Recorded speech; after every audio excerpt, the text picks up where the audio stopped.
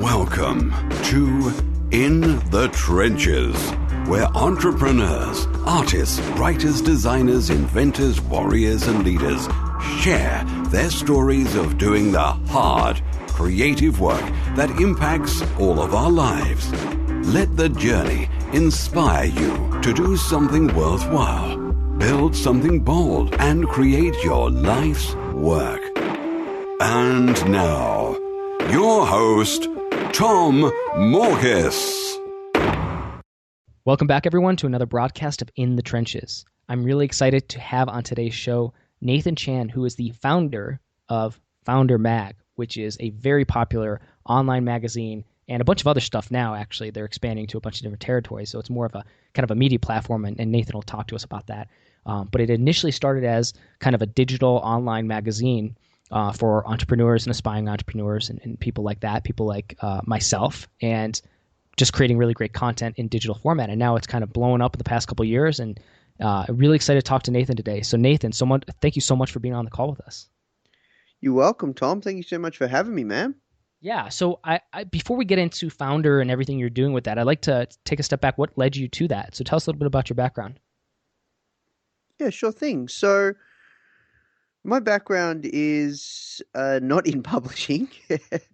It's not in graphic design or apps or editorial or anything of the sort. It's actually in just technology. So I used to do IT support at a travel company, and yeah, look, I was just really, really frustrated just working a 9-to-5 job and doing work that didn't fulfill me, so much to the point that I went back to university and did a master's in marketing and thought that by doing that I could get a job in marketing and I could find work that fulfilled me.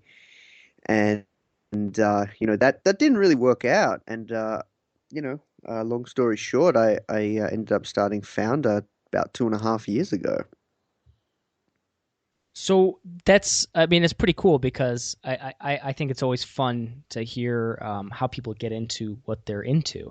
And so the fact that you had no publishing experience before that is fascinating to me as somebody who kind of works in that industry, I guess you could say as well. But tell me a little bit about what drove you to do a magazine then? Why digital magazine? Well, I think there wasn't that much strategy to it, to be honest, Tom. Like I was just looking for something to do, and I was looking for an outlet to get my creative juices flowing, and I just stumbled across the idea of publishing a digital magazine. And it wasn't like one of these things where I was just like, boom, that's what I'm going to do. I'm going to create this digital magazine. It was more along the lines of, let's just try it as a side project while I work in my day job and see how things go. And then, yeah, it just, slowly but surely, we had this publishing schedule, and it was a monthly magazine, and I wasn't going to let anyone down. And I just kept going with it. And through that just sheer determination of keeping going with it and not wanting to let anyone down, I've just built so much momentum, man, that, look, I built it up to leave my day job. It took me about a year, and then not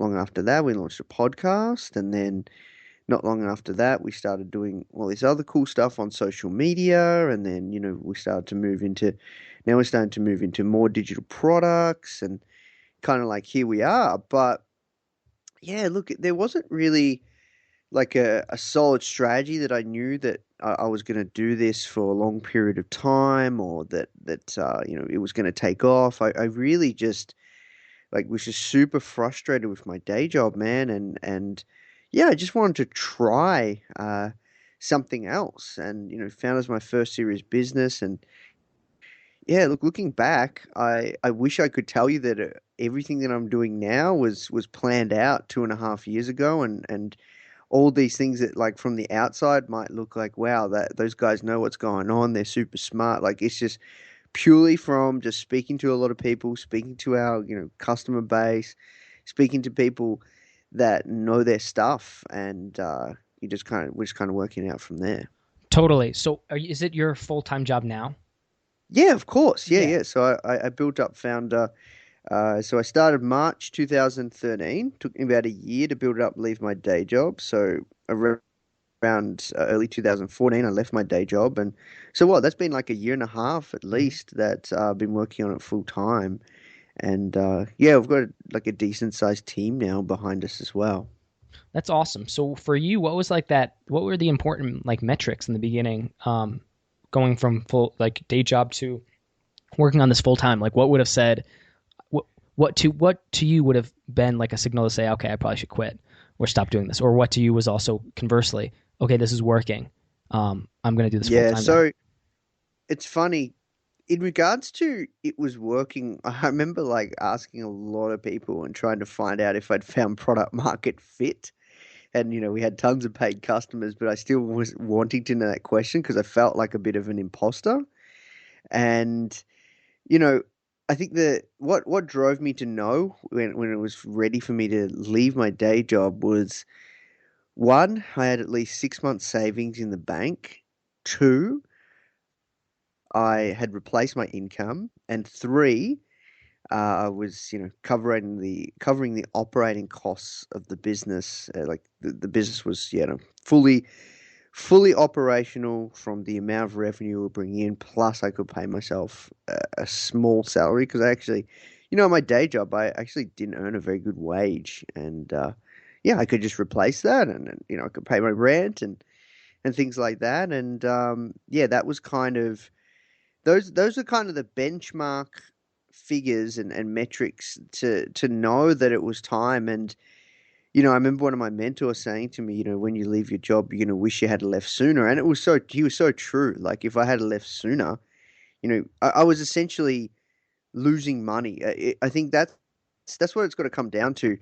You have like you should when it's time to leave your day job when you're losing money being there, that the potential for scale is and the amount of revenue you could generate for the not only the business but paying yourself a salary and the impact you can make far outweighs being there in your day job. Then that's when it's time to leave. I wish I had left sooner.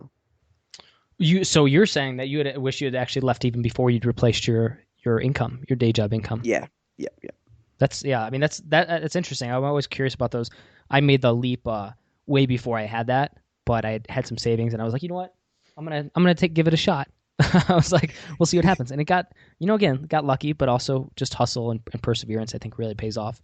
So Yeah. I'm curious about like you started this digital magazine, you started to get subscribers, you got enough to replace your income, which is awesome, and pay for operational costs. So what were like the next once you recognize that you're like, okay, actually this is doing really well. You made the choice to go out at full time.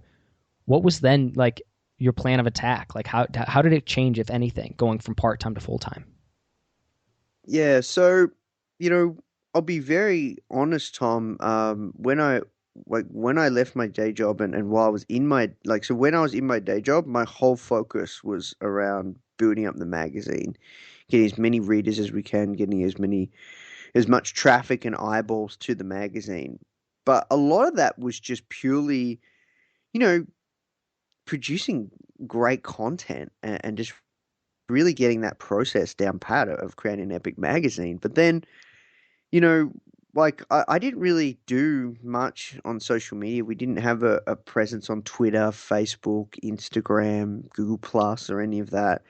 We didn't even do any content marketing, didn't do any guest blog posts. I was actually never invited to go onto anyone's podcasts or anything of the sort.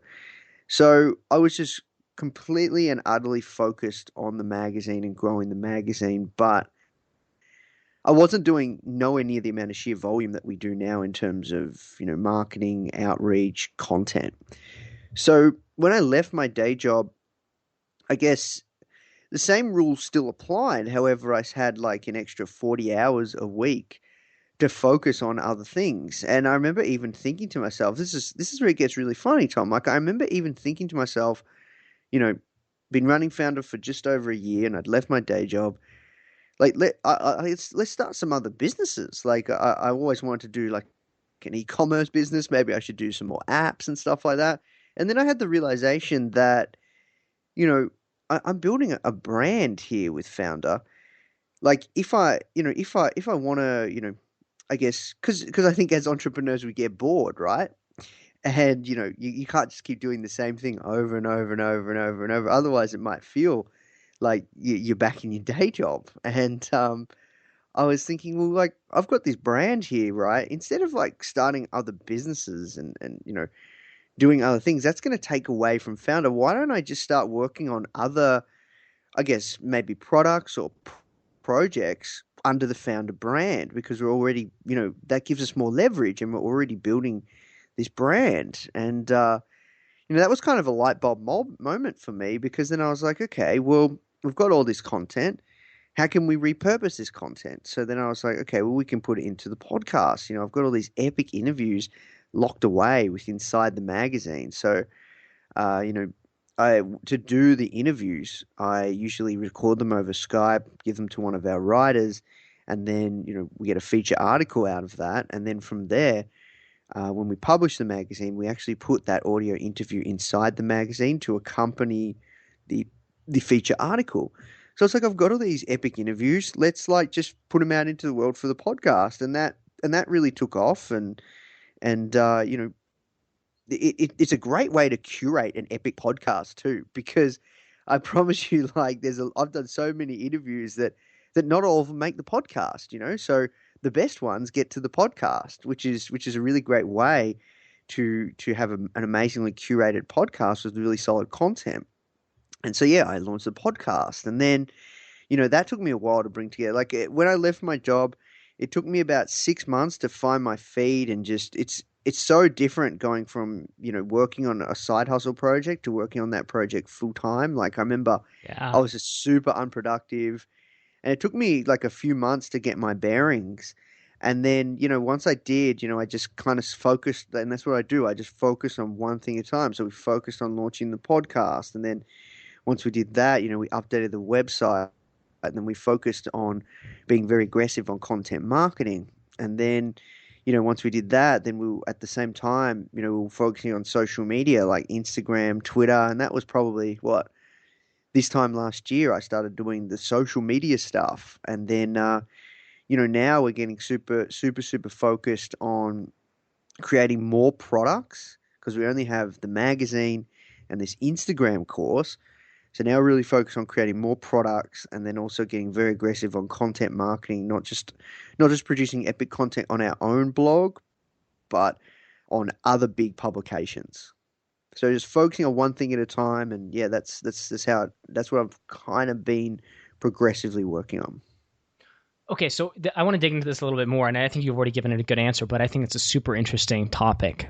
This idea of focus, of finding kind of your feet, especially when you're just starting something from scratch and you're not necessarily sure like which direction it's going to go per se. Like you have an idea, but it's still so fresh that it could go a lot of different ways. So tell me a little bit about like, I guess you said it took you a little while to get your, I guess, get your bearing in terms of like managing yourself, managing your business full time. How did you, I guess, for you, did you go through a process of actually like strategically like reflecting on or analyzing like these are going to be the next stages, or did you just say, okay, we should do social media, now let's do it, or we should do this podcast, let's do it?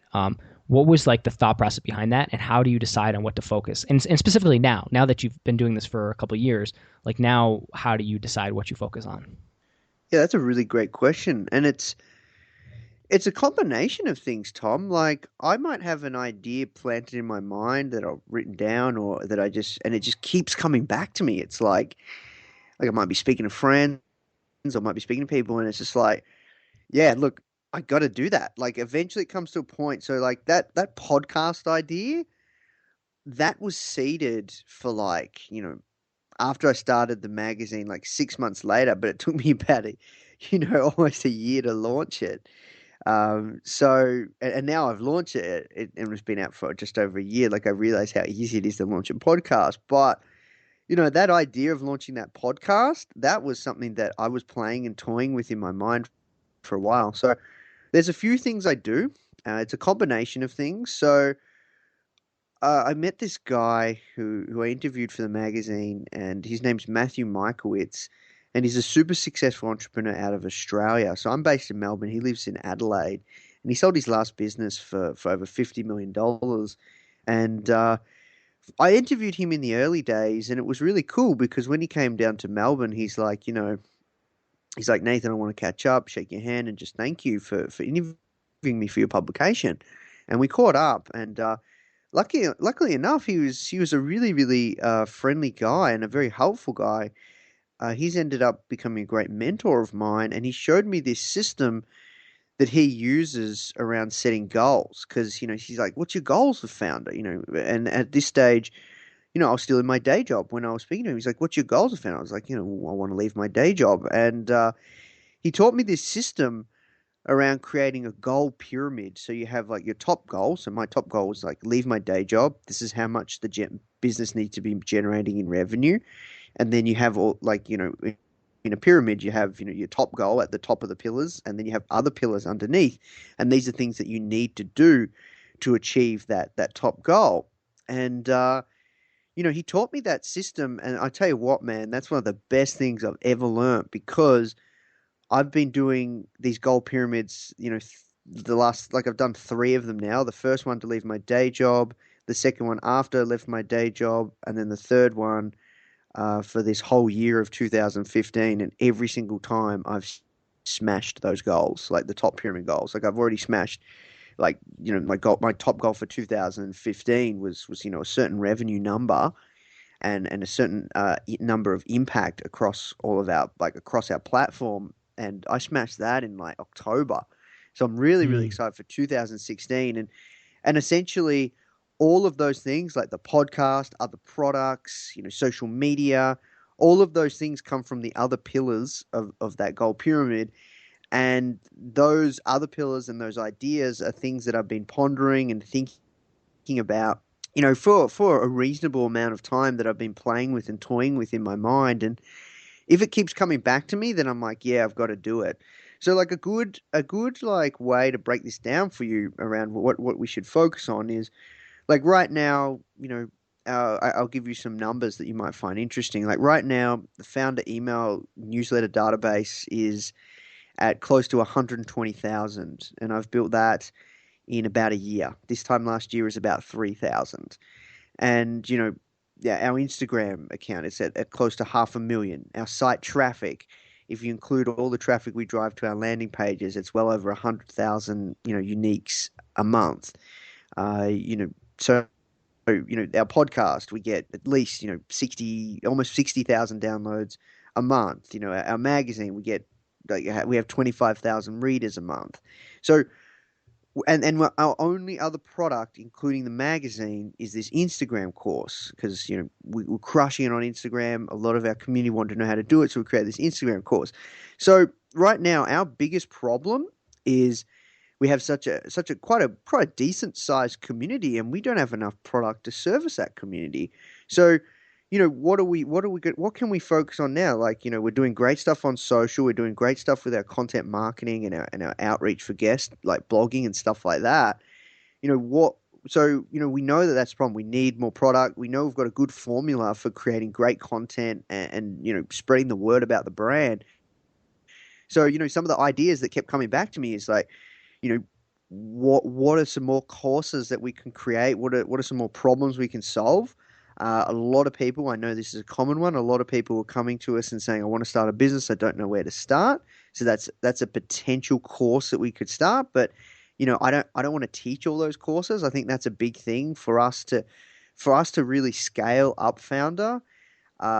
It can't be all centered around me. So, we're going to have to find someone else to teach a course around how to start a business. Maybe that's our mutual friend Dan Norris. Like maybe we can do like a profit split with his 7-day startup stuff, and we can do like a partnership with Foundr, and that's how to start a business course. And that's something that actually has been played around with and toyed in my mind. But then, if we're going to roll out this course, we need to have a solid funnel and stuff like that. And we still haven't 100% mastered the marketing funnel for the Instagram course. So I don't feel comfortable moving to the next course unless we've still mastered that Instagram marketing funnel. And that's another thing we're still focusing on and working on. So, I know that we've got all these silos, like I know we need to connect our community together. Like our tribe needs a home. And, an idea that I'd been playing with for the past 6 months is creating like a membership based site. And, I'm going to call it Founders Club. So that's a big focus that we're working on now, because in the interim, while we're still working on mastering that marketing funnel for the Instagram course, we're going to create another digital product which helps, further service our community. It's going to be a recurring revenue product. A lot of people ask us, how do you access the magazine on your computer? You currently cannot. So that's going to be part of that recurring product. It's going to, allow the community to be, brought together. And yeah, from there, like, part of one of my goals at the start of this year was to have two digital products apart from the magazine. So, we're just so close to launching Founders Club, and we've launched this Instagram course. So that's how I work out what to focus on, coming from my goals that I set at the start of this year, and then also from just playing with a series of ideas in my mind. And if they keep coming back and if it matches up, then it's the right move. I love that. That's brilliant, man. Really good stuff. And I know it's something that's applicable to anybody who's doing any kind of goal setting. So I really like that. Super actionable. So I guess that's interesting, because that was my next question. I was like, where do you go from here? So that's really fascinating. I'm super excited to see where you guys do evolve to. As far as like what you're working on now, like, I guess what gives you the greatest personal joy and personal satisfaction in what you're doing? I think just for me, like, every day is a blessing, man. Like, it's just so much fun. Like, just that feeling that I get inside of me, if I was, to be completely selfless, like, if I compared that to just working, in my 9 to 5 job, and just thinking, oh, like, I wake up to my alarm clock, oh shit, I've got to go to work today. For me now, it's just so much fun, just doing the stuff we're doing, making the impact we're making. And another thing that gives me a lot of personal joy is just hearing from people in our community, and hearing how much our work and our content has had an impact on their life, or changed the game for them. I think that's where the real gold is at, man. We talk about revenue, and that is a big focus. For me, I'm not going to lie, man. Revenue for the business is a big focus, but you can also measure the amount of revenue you make in comparison to the amount of impact you're having within, your marketplace or your community. So, that is really, really important as well. I'm curious, how do you handle the hiring process, like for building your team? Because again, starting from a digital publication, like, you're obviously not doing everything yourself. So, how did you go about that, and how has that changed or over time? I know it's a pretty broad question, Yeah, but yeah. just super curious about that.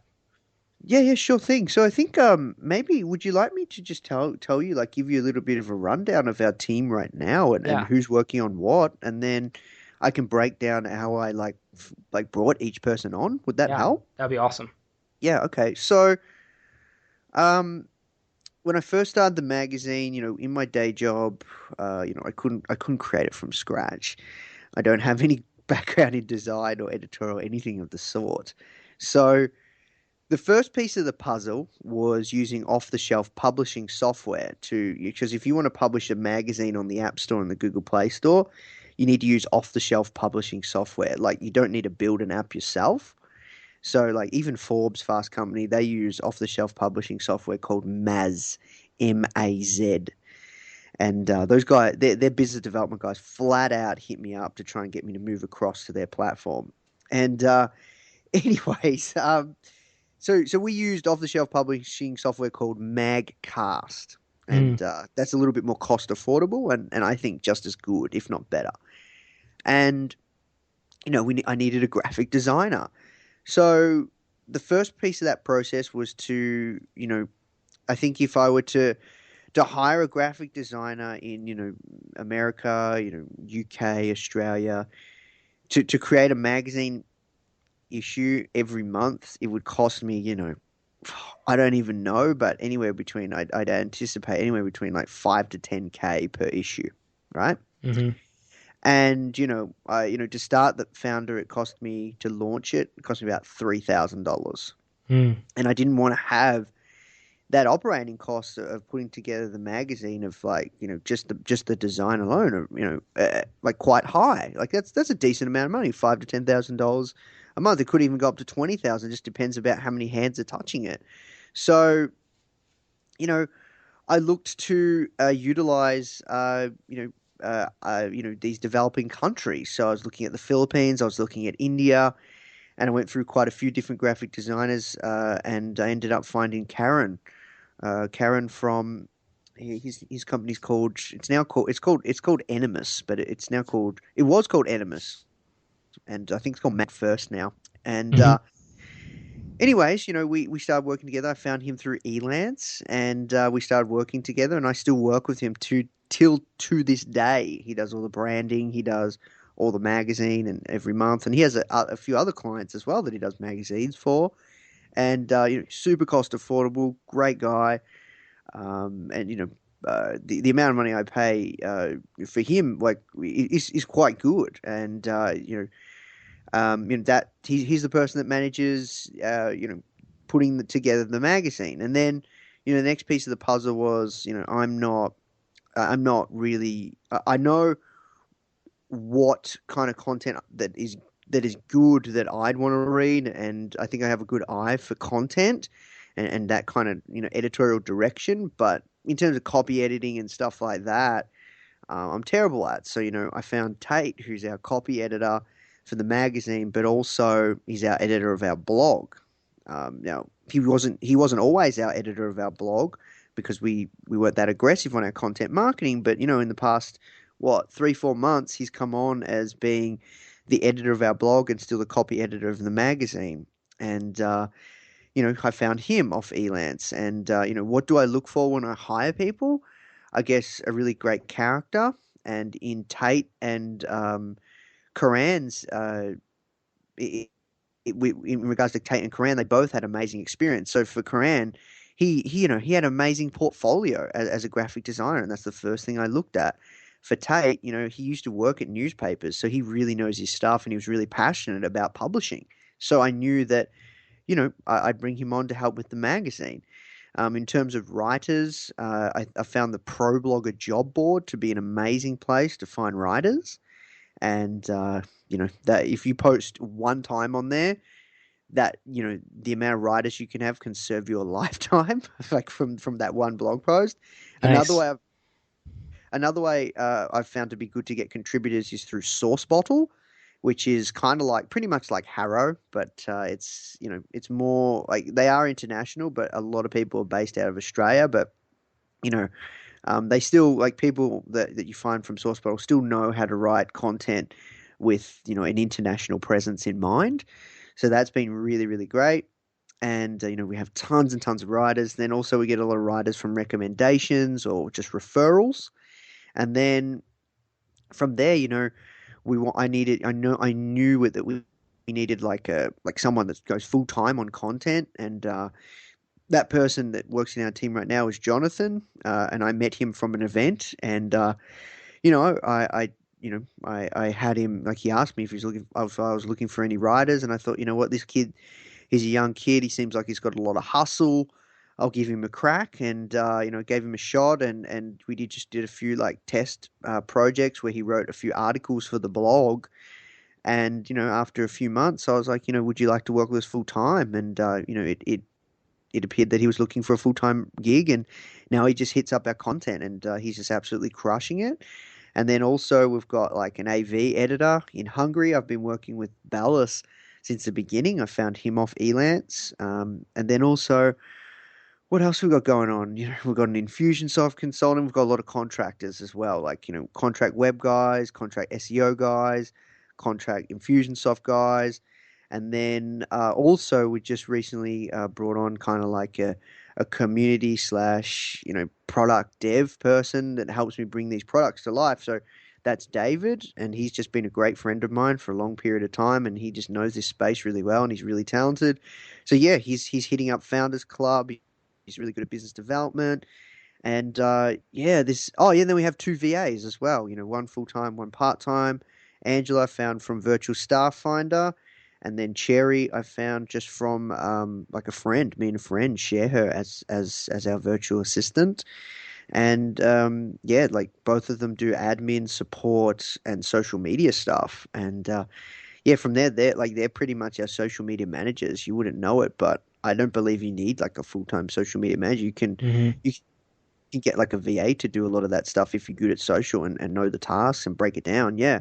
So yeah, in a roundabout way, that's how we've built up our team. And yeah, we're pretty lean, but yeah, always looking to grow. Like probably we're looking to hire someone else at the moment, and I just put up an ad in the ProBlogger job board for a publishing editorial assistant that will help bring the magazine together a bit more.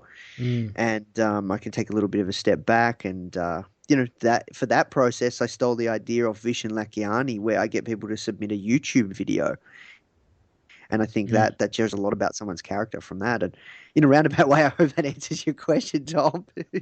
That definitely answered. I loved it. I found it interesting. I would assume the listeners did too, but it's like that's the kind of detailed stuff that a lot of people gloss over. But I think that shows us kind of the methodology that went into it and kind of how you progressively hired. And I think that's Hmm. great. I think it's brilliant. Um, awesome. Well, we're at the 35-minute mark. I want to respect your time. So, do you have any last parting words for anybody who's starting and building something? Maybe at that point where they have gotten product market fit, hopefully, right, or working toward it and looking to go get to that next level. Any pieces of advice for that person? Yeah, sure thing. I just wanted to say, man, I'm happy to keep going. I've got like another 20 minutes if you want to keep going, but I'll answer this question. Just totally up to you if you want to keep going. I'm easy. But I guess last final words for anyone who's looking to find like product market fit, and you know, if you're out there and you're either maybe working on a side hustle project or you're in publishing and you're working on, you know, building up a content platform, I think there's a few things that need to be taken away that I'd like to share. And that is, you know, the first thing is if you're looking for product market fit, you know, I think you just have to just follow your gut. It really does depend. Like I've even asked Steve Blank, you know, the guy that pretty much invented the lean startup. And, you know, if you're looking for product market fit, it really just depends on, you know, where you're at with your business. You know, you just have to gauge. But of course, you need paid customers. That's a good start. And then you just kind of have to gauge and follow your gut that, you know, you're servicing a market and you're solving a big enough problem that, you know, if you find a few customers, you know, a handful, you can find, you know, thousands more, and if not thousands, 10,000 more, and tens of thousands more, and hundreds of thousands, and millions more.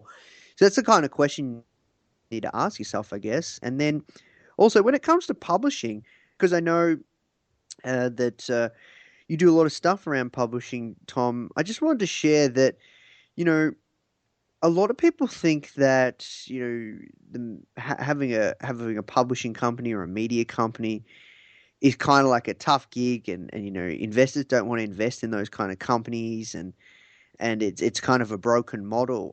And I just want to say, you know, I was also speaking to the founder of the Next Web about this literally 2 nights ago, and the media landscape has definitely changed, and it definitely is, you know, the traditional way of publishing a magazine or running like a content powerhouse, that traditional way has definitely been broken. And the way you need to look at it now, and this is what we do, this is what the Next Web are doing, and I think it's really, really smart, is the way you need to look at it is you need to look at it as building a multifaceted platform. So for us, you know, our flagship is obviously the magazine, you know, but at the end of the day, you know, our mission is to serve and equip and help entrepreneurs however we can. So, you know, how can we find leverage for our content? And two, how can we, you know, have many different assets underneath our platform? So it's not just about publishing a magazine anymore and then that's it. You need to think about, you know, your blog. You need to think about your email list. You need to think about other digital products. You need to think about membership sites. You need to think about events. You need to think about advertising. You need to think about all those, like your blog and your website, yeah, and your social media strategy. Like you need to think about, where does your audience hang out, and how are many different ways you can service them? Because if you just create, I think, a company that's a media-based company where you produce a lot of content and you just want to go for ads, I think that's a poor game. Like that's a lost game because Mm, it is so difficult to focus on one revenue channel, I think, with this kind of model. interesting. No, I agree with you completely. And I think publishing is awesome, depending on, again, kind of what your goals are in life and stuff like that. But for me, it was kind of a low hanging fruit. Kind of coming at it from a non technical background, I remember thinking, what can I do? Well, I can probably Mm, figure out books, right? yeah. And so it was like, okay, I'll try this out. But it's obviously grown into a lot more than that. But I agree completely. Like, it's I think there's a lot of value in publishing. There's a lot of ways to monetize it, quote unquote. I'm curious about, so since we do have a little bit more of your time, and I will take it, and I appreciate the generosity there. Oh, you're Um, welcome, bro. yeah, how did you got a lot of people on board, interviewees. You mentioned Steve Blank as an example. Uh, Virgin Alaska's Richard Brunson, and a bunch of these guys that are just doing great things. How'd you approach these people? How did you get them onto Founder Mag? Yeah, so yeah, that's one thing that's been really powerful for our marketing strategy, Tom, is not only just good branding and design, and that's probably something I should have touched on. When it comes for us, I've found there's been a lot of power in having great design, and not just from the magazine, but just building an epic brand with great design. If you go to our website, if you go to our magazine, you go to any of our collateral, I've got a good eye for. I think I've got a good eye for design, and it's really cool and it's really funky, and makes people want to take a second look. And that piece has been really powerful. And if you